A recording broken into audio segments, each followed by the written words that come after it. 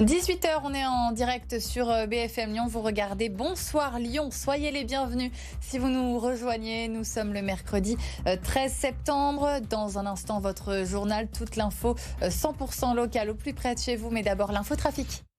Votre mobilité avec le Salon automobile de Lyon et de toutes les mobilités. Du 28 septembre au 2 octobre.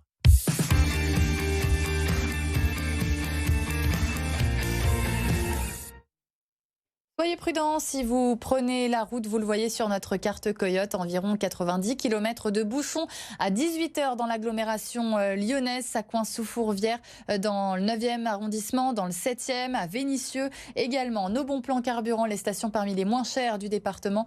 On est au Auchan de Tarare pour le samplon 95.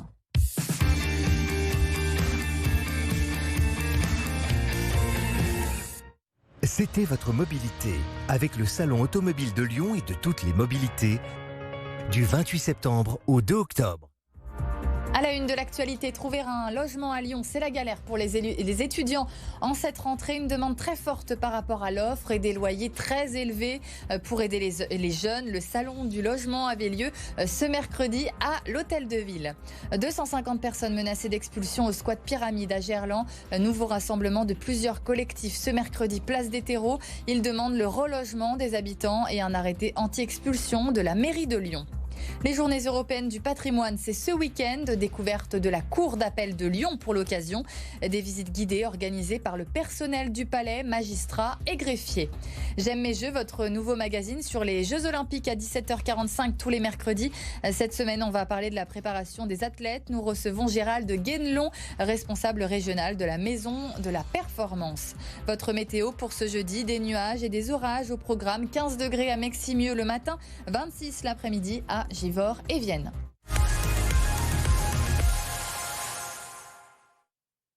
C'est la rentrée des étudiants cette semaine et beaucoup sont toujours sans appartement à Lyon. Des loyers élevés, une demande très forte par rapport à l'offre. Le salon du logement pour les jeunes avait lieu ce mercredi à l'Hôtel de Ville avec plus de 90 exposants présents. Stéphanie de Silgui avec Noémie Loisel. Dès l'ouverture des portes ce mercredi matin à 10h, c'est la cohue étudiants, mais aussi jeunes actifs et jeunes couples se précipitent devant les petites annonces. Certains cherchent un logement depuis plusieurs mois. Pour eux, ce salon, c'est le rendez-vous de la dernière chance. Les premiers mois, j'avais de l'espoir, je continuais, en fait, ça me motivait. Et là, quand j'arrive à la rentrée, je commence à paniquer, ça fait plusieurs mois que je cherche. C'est vrai que c'est assez démotivant. Soit en agence, sur les sites internet, le Bon Coin, etc. Déjà, il faut trouver quelque chose qui corresponde à nos critères et dans le budget. Donc c'est déjà quand même assez compliqué déjà à ce niveau-là. À disposition, 45 logements sur le parc privé, une vingtaine dans le public. Problème, très peu de petites surfaces. Un marché saturé, toujours un peu plus chaque année. On a à peu près 65 logements qu'on présente aujourd'hui et c'est absolument pas le nombre de personnes qu'on rencontre, puisque là, à mi-parcours de ce salon, on a rencontré plus d'une centaine de personnes déjà. Il y a quelques années quand même qu'on constate cette évolution, notamment à cette période. Ce salon est un salon qui est destiné aux étudiants. C'est souvent des étudiants qui ont eu leur affectation un petit peu tardivement. C'est un petit peu le salon de la dernière chance. Et forcément, à cette période-là, il est très difficile de trouver les logements qu'ils recherchent, à savoir des petits logements. Des offres de logement qui se raréfient. Beaucoup d'étudiants étaient aussi venus chercher des bons plans pour se meubler à petit prix, des informations sur les aides financières ou encore des conseils pour leurs études. Et en cette rentrée, les professeurs sont en colère. Une trentaine d'enseignants s'est rassemblée ce mercredi après-midi devant le rectorat de Lyon. Manque de professeurs, parfois sans affectation, classes surchargées.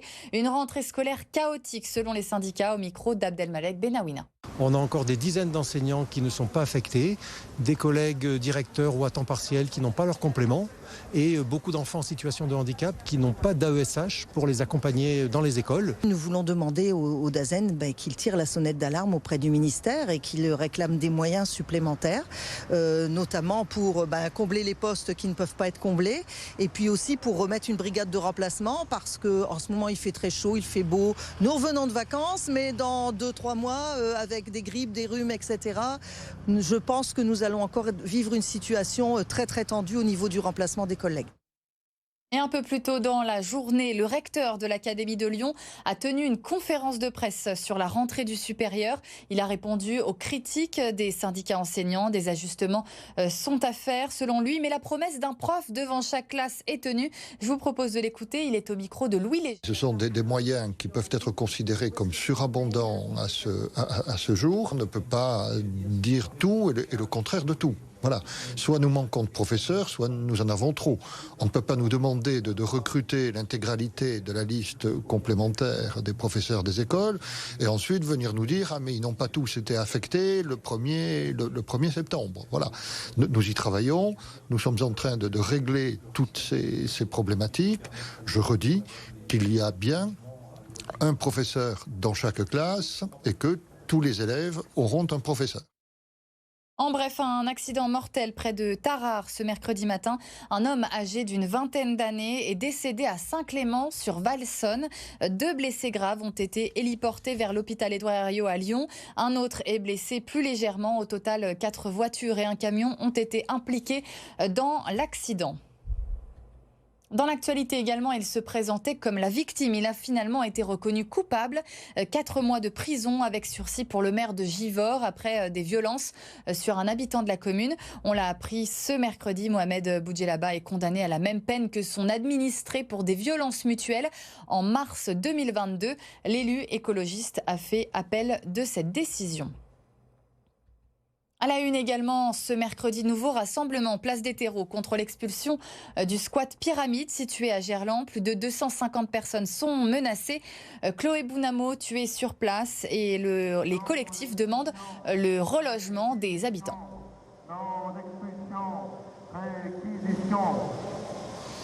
Oui, tout à fait, Victoria. Et le rassemblement est en cours derrière moi avec des banderoles écrits non à l'expulsion. Par exemple, j'ai rencontré l'un des squatteurs. Il a accepté de témoigner anonymement. Écoutez.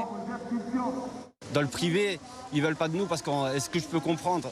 Parce qu'on n'a pas toutes les garanties nécessaires. Et puis dans le public, tout est complet. Donc, on se retrouve où? À la rue. J'étais en colocation non déclarée, le propriétaire m'a expulsé. Je me suis retrouvé à la rue en plein hiver, en plein mois de décembre, sous la neige.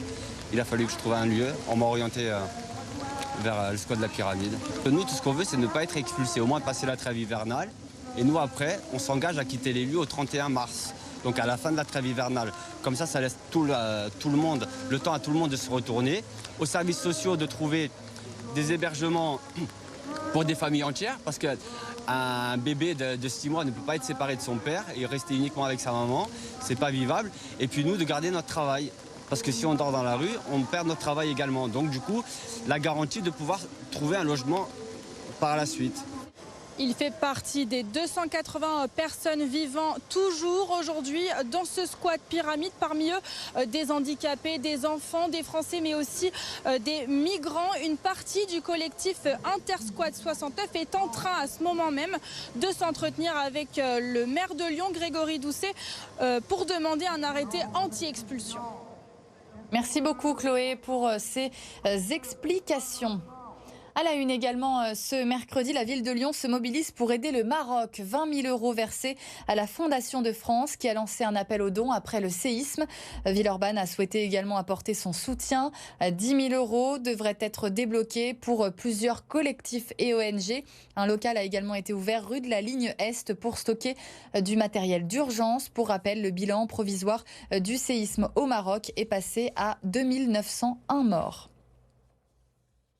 Dans l'actualité également, les World Skills, ça commence ce jeudi à Eurexpo. 800 jeunes de la région vont s'affronter pour cette compétition nationale des métiers pendant 3 jours. Des épreuves qui mettront à l'honneur 69 métiers et savoir-faire français très différents, de la maçonnerie à l'art floral. Plusieurs ministres seront d'ailleurs présents pour l'occasion. Clément Beaune au transport ou encore Olivier Dussopt, ministre du Travail. Et ce week-end, c'est aussi les Journées européennes du patrimoine. On continue notre série. Focus ce soir sur la Cour d'appel de Lyon. Après 10 ans d'absence aux Journées du patrimoine, vous allez pouvoir découvrir des parties du palais des 24 colonnes habituellement fermées au public. Visite guidée avec Lucie Nolorgue. Je vais ouvrir mon bureau au public. Donc c'est le bureau du premier président. Voici l'une des pièces que vous pourrez découvrir ce samedi, en plus des salles d'audience et de réunion. Nous sommes dans la salle Epagatus, qui est une bibliothèque qui a été construite donc au 19e siècle, au moment donc de la création donc de cette cour. La visite d'une quarantaine de minutes sera assurée par des personnels de la cour, greffiers et magistrats. Après un passage dans la célèbre salle des Pas Perdus, les visiteurs pourront aussi découvrir la cour d'assises. Dans cette salle, non seulement les visiteurs pourront voir comment est faite cette salle, le positionnement de chacun des acteurs judiciaires dans la salle, une explication aussi sur le rôle de chacun, et puis aussi une exposition des robes, c'est-à-dire des robes que nous portons, avocats, magistrats, greffiers. Voilà, puis avec des petits panneaux d'explication sur la procédure devant la cour d'assises. Cela faisait plus de 10 ans que la cour d'appel n'avait pas ouvert ses portes dans le cadre des Journées du patrimoine. Ces visites sont donc l'occasion de créer du lien avec les justiciables. Pour nous, c'est quelque chose donc de très important parce que nous souhaitons montrer une justice ouverte, accessible et vivante qui traite les différents contentieux auxquels les justiciables sont confrontés. Et c'est pour nous la manière de rendre cette justice accessible à tout le monde. Les visites débuteront à 10h ce samedi, sans réservation. 20 personnes pourront entrer dans le palais toutes les 10 minutes.